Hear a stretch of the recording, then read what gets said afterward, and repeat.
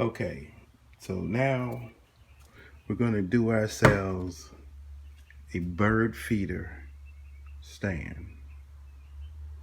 What's going to happen is I'm going to nail, those two aren't working. I'm going to nail this here, like so. Let me move this down a little bit more. And I'll put some legs on this so it can stand by itself. Where I'll put a hook up here at the top where it could hang. But I'd rather it stand by itself. Because it can stand on the ground, it can stand on a chair, it can stand on a table. And then I'm going to use this bottle here, which has a green tint.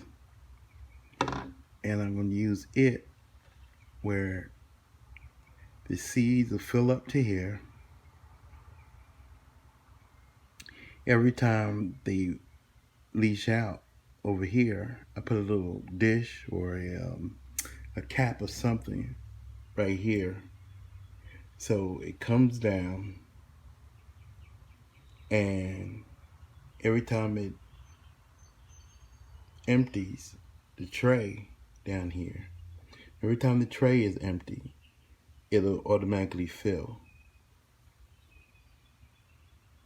Gravity will pull the seeds down and it'll fill. So, I was thinking about coloring or painting the board.